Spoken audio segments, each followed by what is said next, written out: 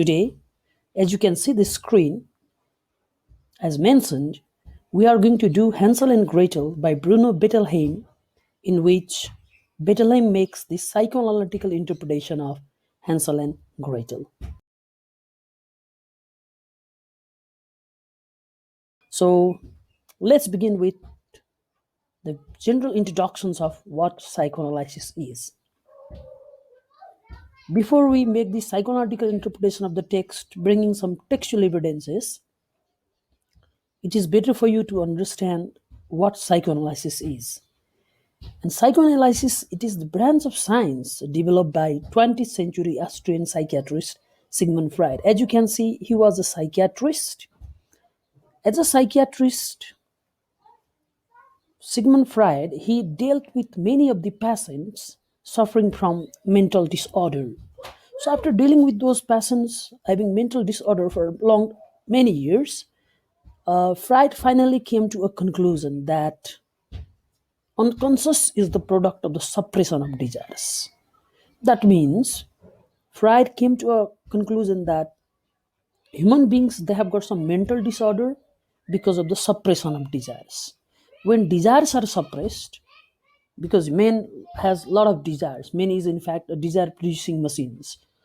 All these desires cannot be fulfilled. In that case, when all desires cannot be fulfilled, a man has to suppress his desire. In that state, what Freud calls is such suppression results into mental disorder, or what he calls neurosis. In this essay, in this text, first thing you have to understand is the concept of Oedipus complex. What is Oedipus complex? Freud talks about Oedipus complex. By Oedipus complex, he means mother-son fixation, or let's say the attraction between mother and son. According to Freud, in the initial stage when a son is born, note that everyone, he only talks about mother and son relationship. In the initial stage, when a son is in infancy, during that time the son is very close to mother. There is in fact a kind of oneness between the son and mother in the early stage. But as the son grows up, because of the presence of society and the father figure, the distance is created between the son and mother. The very oneness which existed previously, it gets disturbed, and now the son gets away. Son goes away from his mother. He is forced to do that. He cannot come near to mother as he grows up because of the presence of father and the social rules and regulation. Up to here, Freud sounds okay, fine. But to us, what is bit shocking, what is bit unusual is Freud claim. Freud claims of sexual orientation of the son towards his mother. That means, according to Freud, when a son grows up, he is sexually attracted towards his mother. Still, he wants to gain the body of his mother, but he cannot gain the body of his mother. Therefore, Freudian psychoanalysis says that when a desire cannot be fulfilled, then substitution comes into play. Since the son cannot get the body of his mother, therefore he looks for the body of other female, thus he becomes heterosexual. It's something very similar. Like, I want to drink coffee, but if I don't have money for coffee, I go for milk tea or black tea. So black tea or milk tea is the substitution for coffee. In the same case, in this story, Hansel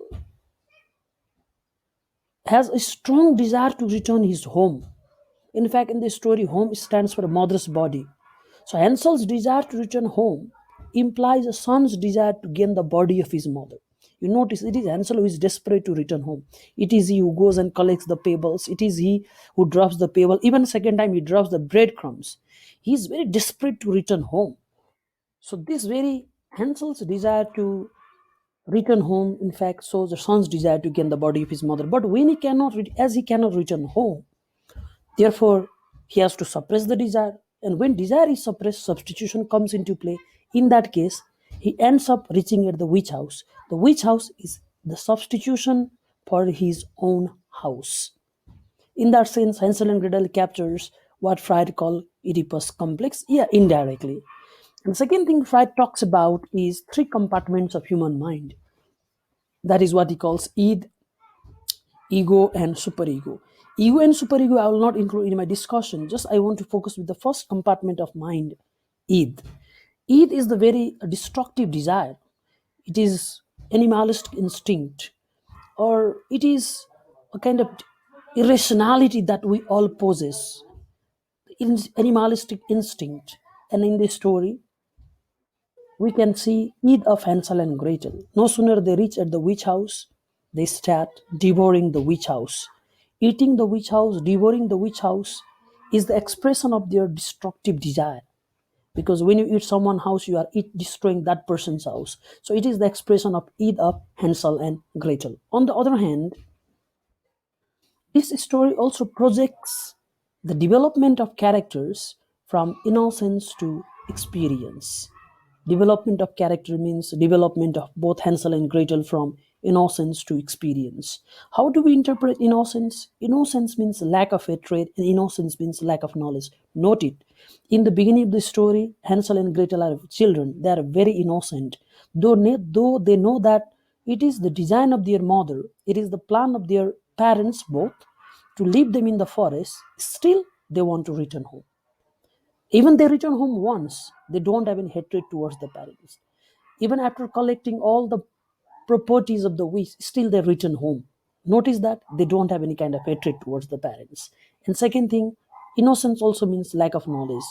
Though Hansel and Gretel house is nearby the forest, Hansel drops the breadcrumbs on the way without realizing that breadcrumbs are the food of the birds which are there in the forest. So you can notice Hansel and Gretel lacking knowledge, but as they grow up, as the story unfolds, as the plot develops, they move from innocence to experience, from immaturity to maturity, from childhood to adulthood, which is evident. Like experience is what? It is knowledge. So when the witch asks them, who is at the door? They say that they are the heavenly child and they are doing nothing. The sound was caused by the wind. Notice they are telling lies. Now they have got knowledge. Now they are telling lies. And even after they tell lies frequently, if you notice it later on, because they are gaining maturity. Hansel pretends to be very thin by poking out a thin bone. Gretel pretends ignorance when she is asked to light up the oven. And at the end, even after killing the witch, what they do? Do they eat the house? No, they don't, because they are no longer the child. Rather, they collect the money now. They collect those precious stones because now, as experience, they have understood the value of money. So, to sum up, Hansel and Gretel, from the perspective of psychoanalysis, three things. It captures Oedipus complex. Second, it deals with the Id of Hansel and Gretel. And third, this story shows the development of Hansel and Gretel from innocence to experience. I hope you enjoyed and like the video. Thank you very much.